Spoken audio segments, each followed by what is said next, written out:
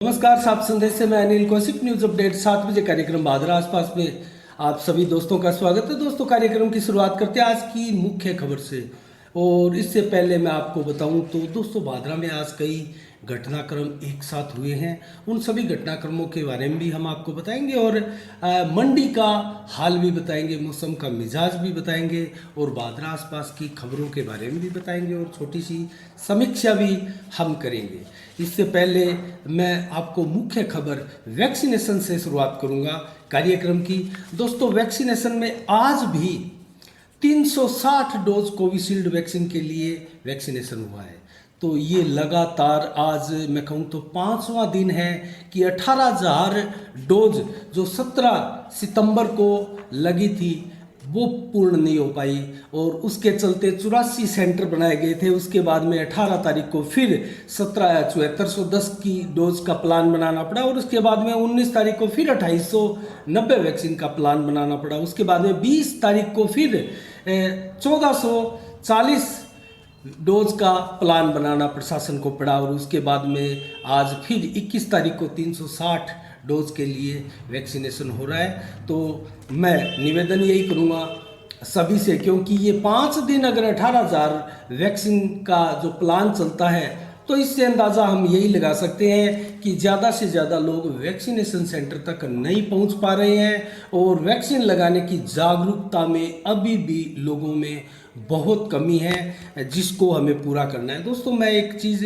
इसके ऊपर कहना चाहूँगा। राजस्थान स्वास्थ्य सहायक एसोसिएशन के प्रदेश अध्यक्ष है संदीप शर्मा, उनसे हमारी मुलाकात हुई थी और उनका कहना है कि जिस प्रकार से कोविड स्वास्थ्य सहायकों की नियुक्तियां हुई है प्रदेश भर में और ब्लॉक स्तर पर वो कार्य कर रहे हैं उनके कार्यकर्ता, दोस्तों उससे एक जागरूकता आई है, उससे एक इस प्रकार की इसका फायदा हुआ है कोरोना कोविड को लेकर कि तीसरी लहर जो आने की संभावना व्यक्त की जा रही थी वो आने से पहले ही दम तोड़ती हुई दिखाई दे रही है, उनका मानना है। और दोस्तों, इसमें सच्चाई भी है, क्योंकि घर घर जाकर इनका एक प्रकार से सर्वे देखे या जागरूकता का अभियान देखे या फिर चिकित्सा स्वास्थ्य सेवाओं में इनके योगदान के चलते जो सुधार हुआ है उसको भी हम देख सकते हैं। और प्रदेश भर के सभी ब्लॉक कार्यालयों में इनकी टीमें जो है लगातार लग रही है और वैक्सीनेशन की रफ्तार बढ़ाने में भी इन नियुक्तियों का बहुत फायदा हुआ है। तो कुल मिला के हम यही कह सकते हैं कि जिस प्रकार से इसके साथ दोस्तों मैं आपको आसपास की खबरों के बारे में बताऊं तो कल 22 तारीख को वैक्सीनेशन की तो हमारे पास कोई जानकारी नहीं है, अभी तक कोई आधिकारिक प्लान नहीं है, लेकिन कल 22 तारीख को ब्लड बैंक भादरा जो कि स्वामी विवेकानंद स्वास्थ्य केंद्र के अधीन है, वहाँ एक रक्तदान शिविर युवा मोर्चा की तरफ से लगाया जा रहा है, जो कि प्रधानमंत्री नरेंद्र मोदी के 71वें जन्म दिवस के उपलक्ष्य में ये रक्तदान शिविर लगाया जा रहा है। तो इसमें रक्तदाता जो है ज़्यादा से ज़्यादा इच्छुक रक्तदाता यहाँ पहुँचे और इसमें आप भाग ले सकते हैं और पुण्य के भागी आप बन सकते हैं। इसके अलावा दोस्तों, मैं अन्य खबरों के बारे में आपको बताऊँ तो आसपास की खबर में सबसे पहले मैं आज के घटनाक्रमों को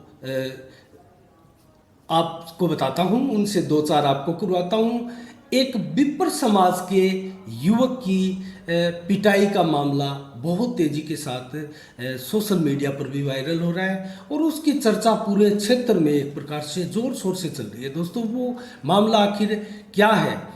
उस मामले में अगर मैं आपको बताऊं तो 14 वर्ष का एक नाबालिग गरीब परिवार का ये लड़का है और आज पुलिस थाना में मामला भी इन्होंने दर्ज करवाया है और उस मामले के अनुसार जिस प्रकार के आरोप लगा रहे और घटना जिस प्रकार से हुई और दिन भर हमने उसकी कवरेज भी की है दोस्तों, उसके अनुसार अगर देखें तो कल शाम को 5 बजे घर से गाड़ी में बिठाकर शुभम नाम का व्यक्ति जो है इस नाबालिग युवक को लेकर जाता है और नूर बाईपास के पास जिस प्रकार से FIR में इन्होंने आरोप लगाया है मोती प्लेस के पीछे जो केले के गोदाम है वहाँ उनका कोई गोदाम बना हुआ है, जित्तू महिपाल मानस जिनको बोलते हैं उनका, और उनके स्थान पर उस लड़के को ले जाया गया। वहाँ बताया जा रहा है कि इनको बांध कर पीटा गया।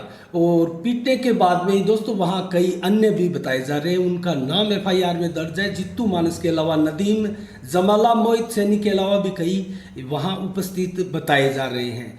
और पूरा मामला दोस्तों सिगरेट से हाथों पर और शरीर पर जलाने के निशान भी है, और गुद्दों में, गुप्तांग में एक प्रकार से मिर्च डालकर यातनाएं इस युवक को दी गई। और पार्ट जो उनके पार्ट्स हैं दोस्तों, वहाँ काफ़ी छेड़छाड़ और बर्बरता की गई है, और ऐसा हमने देखा भी है। और युवक का हमने एक प्रकार से बयान भी लिया था, और पुलिस का जो बयान हुआ उस समय भी हम वही थे।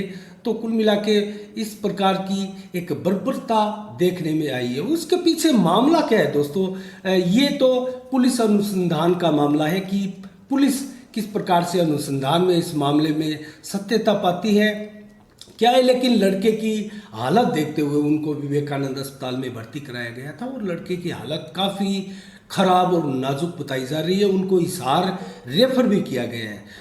ठीक से लड़का चला भी नहीं जा रहा था और ठीक से बोल भी नहीं पा रहा है। तो कुल मिला के ऐसी हालत देखते हुए और यही कहा जा सकता है कि इतनी बर्बरतापूर्ण जो मार पिटाई है वो किसी के साथ होना एक जुल्म से ज़्यादा नहीं है। जुल्म ये भी बहुत जालिम तरह का एक प्रकार से बर्बरता मैं कहूँगा, क्योंकि किसी को इस प्रकार से मारपीट करने का अधिकार नहीं है। दोस्तों अगर इसके पीछे मामला क्या था मैं आपको जल्दी से बताऊं तो बताया जा रहा है किसी लड़की की छेड़छाड़ के साथ इस मामले को जोड़कर देखा जा रहा है। और अगर मामला पूरा परत दर परत खुलेगा तो इसकी परतें पूरी खुलती जाएगी, और इसमें दोनों ही नाबालिग बताए जा रहे हैं। तो दोस्तों ऐसे मामले में ज़्यादातर अगर देखा जाए तो घर वालों को आपस में, उनके परिजनों को बैठकर इससे इस तरह की बातचीत कर मामले का समाधान निकालना ज़्यादा बेटर और उचित जान पड़ता है, न कि किसी नाबालिग को इस प्रकार से बंधक बनाकर बर्बरतापूर्ण पिटाई करने से। ये हक हम सबको किसी को नहीं है दोस्तों, और किसी को भी ये एक वैसीपन, मैं इसके अलावा कुछ नहीं कहूँगा, ये वैसीपन है। और ऐसा कानून व हमारा समाज ऐसा करने की इजाज़त कतई नहीं देता है। इसके अलावा दोस्तों अगर अन्य घटनाओं का जिक्र करें तो रासलाना गांव की रोही में, जोड़ी में दोस्तों एक मधुपालक के जो मधुपालन के डब्बे होते हैं उनमें जहर डालकर मधुमक्खियों को मार देने का मामला प्रकाश में आ रहा है। दोस्तों हमने अलग से वीडियो भी डाला इसका, आप देखिएगा। और दोस्तों हमने एक वीडियो अलग से भादरा पुलिस थाना अधिकारी कविता जी पूनिया का भी एक वीडियो डाला है। उसमें कविता जी पूनिया के साथ हमारी सीधी वार्ता हो रही है, कुछ सवालों के जवाब भी कविता पूनिया ने हमें दिए हैं, और जो आज के घटनाक्रम हुए उनके ऊपर भी हमने कविता पूनिया से सवाल जवाब किए थे, उनके जवाब उन्होंने दिए, तो वो भी आप देख सकते हैं। तो रासलाना गांव की रोई में जो ये मामला था, कविता पूनिया ने भी इसको यही कहा कि मामले का अनुसंधान करेंगे, उसके बाद में देखेंगे और दोषियों के विरुद्ध कार्रवाई करेंगे। ये खेत में जो स्प्रे किसान छिड़कता है उससे जोड़कर मामला देखा जा रहा है बोलकर कविता पूनिया ने हमें बताया था। और भादरा में जो विप्र समाज के युवक, नाबालिग युवक के साथ जो बर्बरता की गई उसको लेकर भी कविता पूनिया ने यही कहा कि मामला दर्ज करें, अनुसंधान करें, उचित कार्रवाई अवश्य की जाएगी। और इसके अलावा दोस्तों एक मामला और देखें तो डाबड़ी गांव का एक हनी ट्रैप का मामला सामने आ रहा है। ये भी बहुत बड़ा मामला है दोस्तों, और आज ही ये सामने आया है। छत्तीसगढ़ की एक महिला बताई जा रही है और उनके एक प्रकार से 376 का मामला दर्ज कर ब्लैकमेलिंग का भी इसमें आरोप लगाया जा रहा है। और बिरानी पुलिस ने इनको एक होटल से रंगे हाथों पकड़ा और 7 लाख रुपए ऐंठने का ये मामला बताया जा रहा है। और मामले की कविता पूनिया जी ने भी बताया कि मामले की उच्च अधिकारी जो है वो जांच कर रहे हैं, उसके बाद में क्या निकलती है असलियत मामले की हमारी नज़रें बनी रहेगी। हम भविष्य में इसके 1-2 दिन में जैसे ही मामले की पूरी जांच होती है इसका पूरा खुलासा आपको करके बताएंगे। इसके अलावा दोस्तों एक अम्बेडकर चौक पर कृषि उपज मंडी की एक पुरानी प्राचीन प्याऊ बताई जा रही है, उसको लेकर, उसके निर्माण को लेकर आज विवाद खड़ा हुआ। उनके पास ही एक दुकान है सिकंदर नाम के किसी व्यक्ति की दोस्तों, उन्होंने पहले इस सार्वजनिक जगह में, एक प्याऊ की इस जगह में जो गेट निकाल लिया था और कब्जे की मंशा के साथ लोगों ने ऐसा ही आरोप लगाया था। कब्जे की मंशा के साथ गेट निकाला था। भारी विरोध के बाद इस गेट को जो है पुलिस द्वारा और मौके पर उपस्थित लोगों के दबाव से बंद कर दिया गया था। लेकिन आज जब प्याऊ का निर्माण, ये प्याऊ की जगह बताई जा रही है, हो रहा था, तो वहाँ सिकंदर आदि उनके कुछ लोगों ने आकर हंगामा किया और मारपीट का भी प्रयास किया और मामला एक प्रकार से गंभीर हो गया। लेकिन उसी समय वहाँ पहुँचे बजरंग सहारण युवा नेता है दोस्तों, उनके द्वारा जो है लोगों को इकट्ठे कर और वहाँ निर्माण का कार्य प्रारंभ करवा दिया गया था। और उसके बाद में काफ़ी विवाद हुआ। नगर पालिका के कर्मचारी भी आए थे निर्माण को रोकने के लिए। क्या दबाव था, क्या दबाव नहीं था दोस्तों, ये तो जांच का विषय है और इसके ऊपर हमने अलग से वीडियो डाले हुए हैं, वो जरूर आप देखिएगा, क्योंकि किस प्रकार से कौन किस पर आरोप लगा रहा है और क्या मामला था और हकीकत इसकी क्या है। और सिकंदर के भी बयान है जिनके द्वारा ये विवाद किया जा रहा था एक प्रकार से रोकने का, कि इस प्याऊ का निर्माण आप नहीं कर सकते। तो कुल मिला के ये पूरा का पूरा घटनाक्रम जो आज पेश आया, इसके अलग से हमने 2-3 वीडियो बनाए हैं और अलग अलग वीडियो है। वो पुलिस प्रशासन भी वहाँ मौके पर पहुँचा था और कविता जी पूनिया भी वहाँ पहुँची थी और मामले का संज्ञान लेते हुए बजरंग सहारण से एक बार जब तक मामले में स्थिति स्पष्ट ना हो तब तक के लिए निर्माण ना करने को कहा। और दोस्तों बजरंग सहारण ने बाद में बताया था कि पुलिस अधिकारियों के साथ हमारी वार्ता यही हुई है कि जब तक स्थिति को स्पष्ट नहीं कर लिया जाएगा तब तक आप निर्माण ना करें। और कल 11 बजे तक बताया जा रहा है कि दोनों पक्षों को बिठाकर स्थिति स्पष्ट होगी। दोस्तों मैं आपको बताऊं तो पूर्व में नगर पालिका प्रशासन के साथ जो ये प्याऊ निर्माण कमेटी है, लोग हैं, व्यापारी हैं, उनकी एक वार्ता हुई थी और उनका एक प्रकार से कुछ समझौता हुआ था, कुछ कागज में लिखा पढ़ी उनके द्वारा हुई थी। दोस्तों वो लिखा पढ़ी आखिर क्या थी, वो क्या समझौता हुआ था, किस प्रकार की उसमें बातें हुई थी, तो वो चीज़ें क्लियर होने की बात है। तो कल 11 बजे तक का इसमें समय दिया गया है और क्या कल बजरंग सहारण ने बताया कि 11 बजे तक ये क्लियर हो जाएगा और उसके बाद में हम इस प्याऊ का निर्माण करेंगे।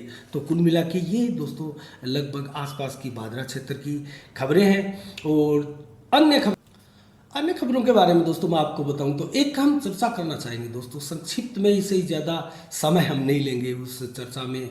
दोस्तों नौर के न्योलखी गांव में जिस प्रकार से पिछले 4 दिनों तक लगातार ऑपरेशन चले थे और एक न्योलखी गांव के कुआं की मिट्टी धंसने से 2 मजदूर जो हैं वो दबकर उनकी दर्दनाक मौत हो गई थी। उस मौत से के ऊपर जो सवाल खड़े होते हैं दोस्तों प्रशासन पर, हमारी व्यवस्थाओं पर, उसको लेकर मैं छोटा सा एक समीक्षा ही करनी चाहूँगा, क्योंकि हमारी व्यवस्थाओं पर ये बहुत बड़ा सवाल है और हमारी तरक्की पर है, हमारे एक प्रकार से आधुनिक जीवन पर। और जिस प्रकार की आधुनिकता की सरकारें दुहाई देती है, जिस प्रकार के टेक्निकल और टेक्नोलॉजिकल युग की दुहाई हम देते हैं और हम तरक्की और विकास का बार बार बखान करते हैं दोस्तों, क्या ये मामला गंभीर नहीं है कि किसी 80 फुट के कुएं को खोदकर उसमें दबे किसी व्यक्ति इंसान की जान बचाने के लिए हमें 80-80 घंटे तक ऑपरेशन चलाना पड़े? क्या हमारे पास संसाधन नहीं है? क्या हमारे पास संसाधनों की कमी है? दोस्तों इस पूरे अभियान में, नौर के न्योलखी गांव के इस अभियान में दोस्तों 3 जेसीबी मशीनों के अलावा दर्जनों की संख्या में ट्रैक्टर ट्राली लगे थे मिट्टी को हटाने के लिए और तत्परता से कार्रवाई की जा रही थी। रात और दिन इस ऑपरेशन को चलाया गया था। अर्थात मैं अगर पूरे ऑपरेशन के बारे में आपको बताऊं तो लगभग 80 घंटे से अधिक लगे थे इस ऑपरेशन को अंजाम देने में और आसपास के समाज सेवी लोगों ने भी इसमें बहुत अपनी अहम भूमिकाएं निभाई। और दोस्तों लाखों की संख्या में हनुमानगढ़ जिला ही नहीं, चूरू जिला ही नहीं, आसपास राजस्थान में भी, अन्य देश के हिस्सों में भी, जहां जहां सोशल मीडिया पर ये समाचार फैला दोस्तों, वहां से दुआएं आने लगी कि किसी प्रकार से इन दोनों मजदूरों की जान बच जाए। चौथे दिन एक मजदूर को निकाला गया था दोस्तों, उसके शरीर में प्राण है, जान है, ऐसा बोल के तत्परता से उसको नज़दीकी अस्पताल रावतसर में ले जाया गया था, जहां चिकित्सकों ने उसको मृत घोषित कर दिया था। उसके कुछ ही देर बाद में एक अन्य मजदूर को भी मर्त अवस्था में निकाल लिया गया था। तो दोनों ही, मैं आपको बताऊं तो ये दोनों ही मजदूर जो है लूणकरण तहसील के गांव नाथवाना के, और पूरे नाथवाना गांव में दोस्तों मातम पसर गया जब ये खबर सोशल मीडिया पर वायरल हुई। और पूरे नौर तहसील, क्या भादरा, क्या राजगढ़, तारनगर, दोस्तों आसपास का पूरा क्षेत्र एक प्रकार से दोनों मजदूरों की दुआओं में हाथ उठ गए थे लोगों के। लेकिन उन दुआओं पर भी, इन दुआओं का भी इन दोनों पर असर नहीं हुआ, क्योंकि हमारा तकनीकी क्षेत्र 80 घंटे में अगर अभियान चलाकर हम 80 फुट का गड्ढा नहीं खोद सकते, तो दोस्तों हमारी ये आधुनिकता, हमारी तरक्की, हम क्या कहेंगे हमारी टेक्नोलॉजी को।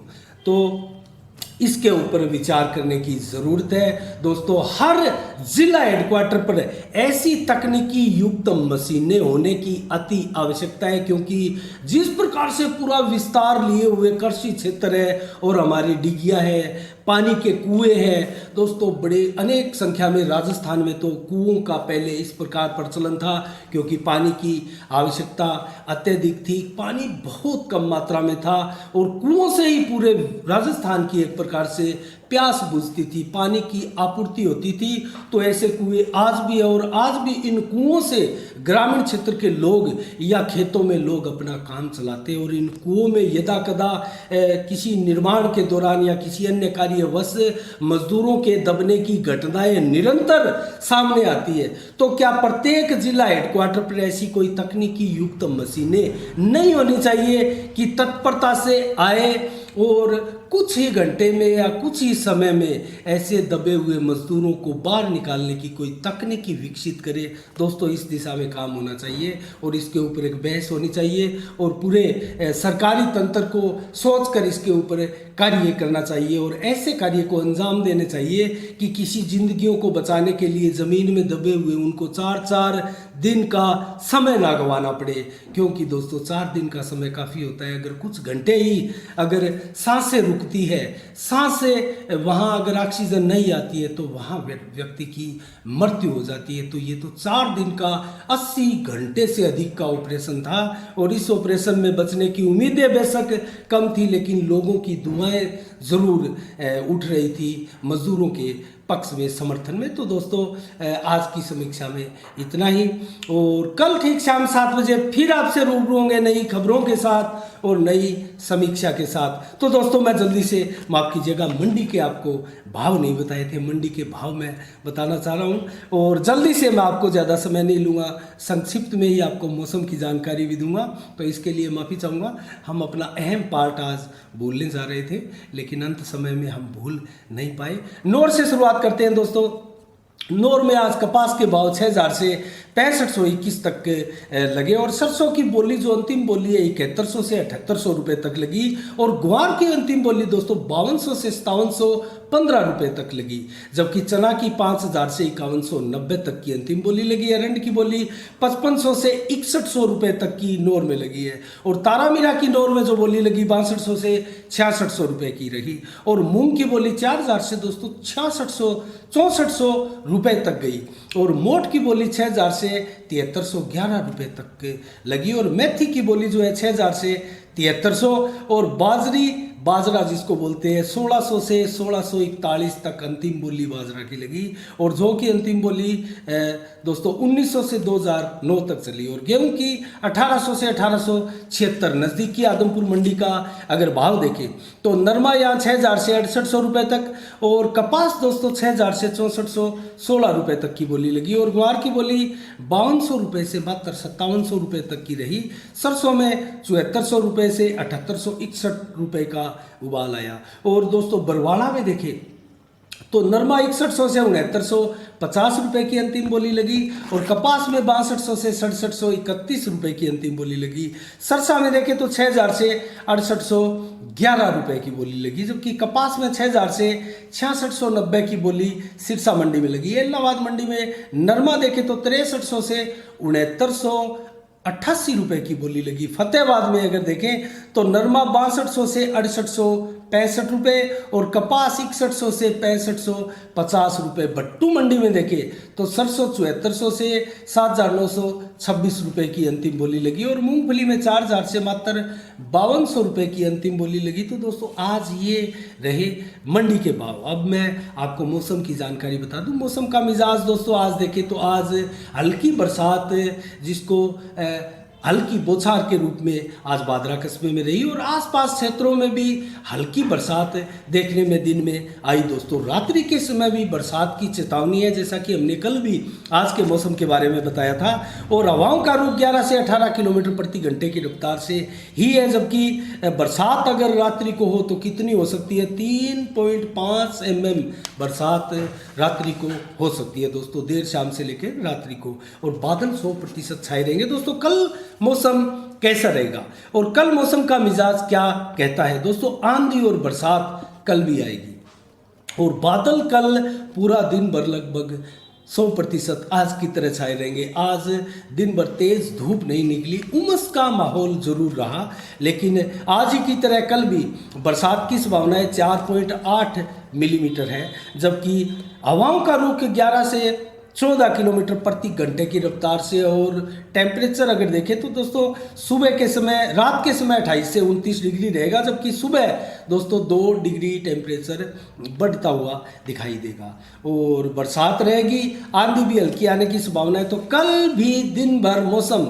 हल्की उमस के साथ बरसात वाला और आंधी तूफान वाला और ज़्यादा तेज़ नहीं, हल्की हवाओं वाला रहने वाला है। तो दोस्तों आज के 7 बजे के कार्यक्रम में इतना ही। कल ठीक शाम 7 बजे आपसे फिर मुलाकात होगी नई खबरों के साथ, नई समीक्षा के साथ। तब तक के लिए दोस्तों आप अपना बहुत बहुत ख्याल रखिएगा। मुझे दीजिएगा इजाज़त। साफ संदेश से मैं अनिल कौशिक। नमस्कार, जय भारत, जय जय राजस्थान।